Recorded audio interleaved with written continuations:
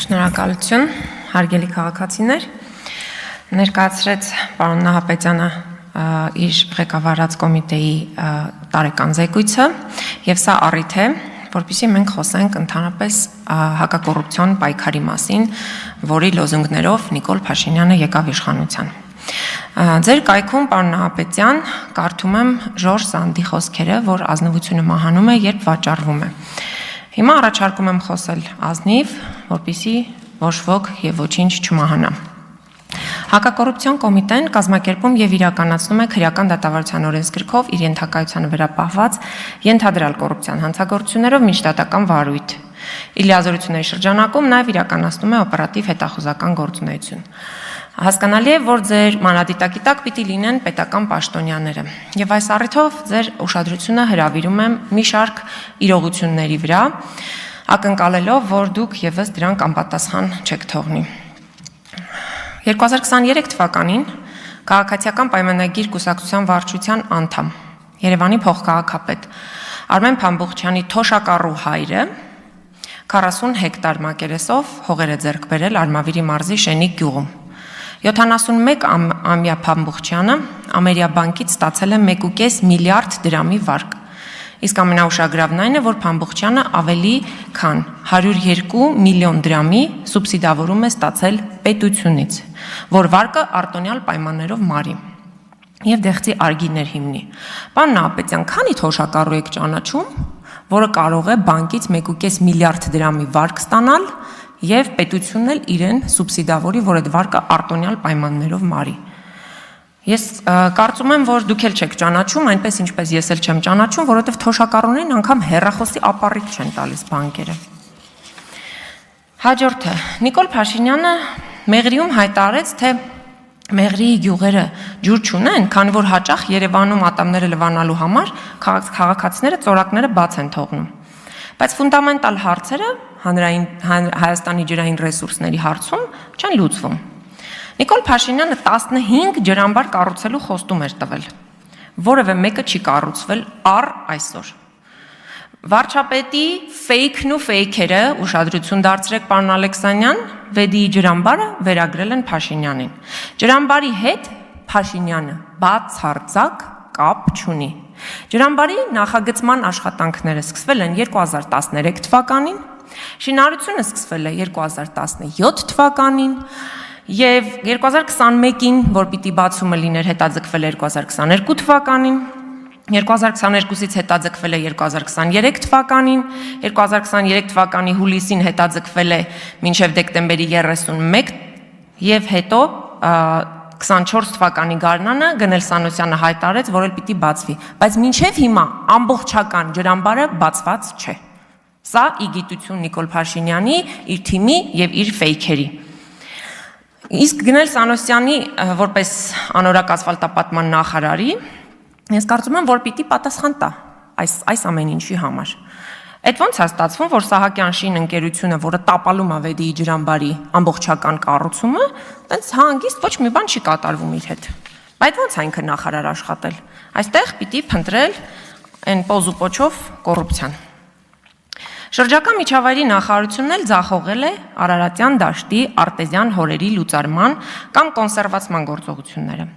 Վերջին 5 տարում արտեզյան հորեր գրեթե չեն կոնսերվացվել։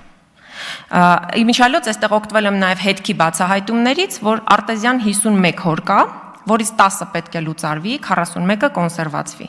51 հորից 26-ը համայնքային են, մնացածը ընկերություններին։ Եվ այս ընթացքում որևէ մեկը դրանցից չի փակվել եւ որևէ մեկը նաեւ պատասխանատվության չի ենթարկվել սրա համար։ Ինչ կոռուպցիոն հետաքրքրություններ կա տարբեր ժամանակներում բնապահպանության եւ հետո շրջակա միջավայրի նախարար աշխատած պաշտոնյաների եւ այս արտեզյան հորերի սեփականատերերի հետ։ Իսկ ջրի դեֆիցիտի մասին որ խոսում ենք, այս երկու գործողությունը որ արվեր, Մեղրիում ջուր կունենային եւ ոչ թե մեղքը կբարթեին Երևանում ատամ լվացողների վրա։ Եվրոպայի խորհրդի հակակոռուպցիոն մարմինը Գրեյկոն իր տարեկան զեկույցում նշել է, որ պետական բարձրաստիճան պաշտոնյաների կողմից իրականացվող գնումների թափանցիկությունը ապահովված չէ։ Այո, դրա մասին բազմիցս եմ խոսել եւ երբ գլխավոր դատախազին ներկայացրեցի փաստեր ազգային ժողովի գնումների մասին, ես դրանք գտել եմ ամենատարբեր աղբյուրների ուսումնասիրությամբ, բայց ոչ ազգային ժողովի կայքում, ինչը խիստ մտահոգիչ է։ Իմ ձեռքի տակ կան ազգային ժողովի կազմակերպված գնումների 2 տասնյակից ավել փաստաթղթեր,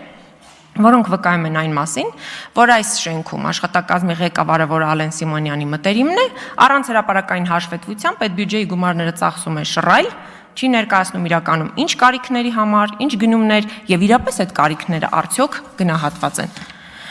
Եվ այսպես 2024 թվականի հունվար, մայիս, օգոստոս եւ սեպտեմբեր ամիսներին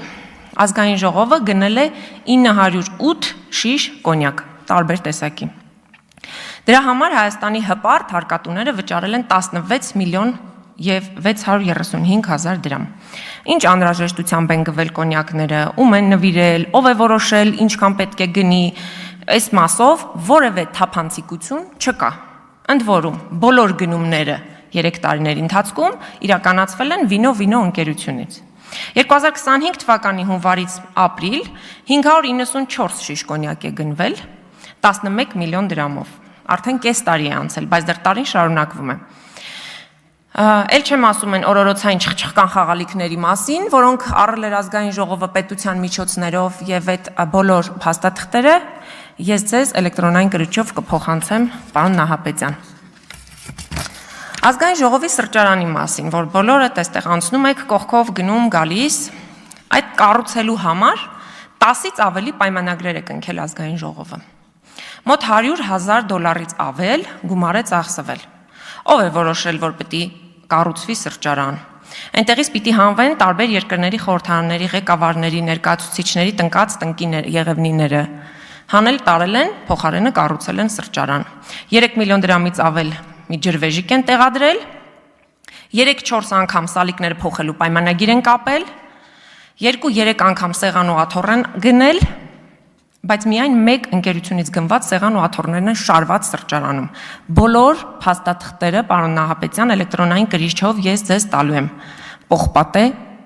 փաստեր։ Եվ ուզում եմ համեմատության համար ասել, օրինակ այդ $100,000 սրճարանը կարող էր օգնել Վարդենիսի ավագ դպրոցի փլատակներից գոնե մի դասասենյակը նորոգելու համար։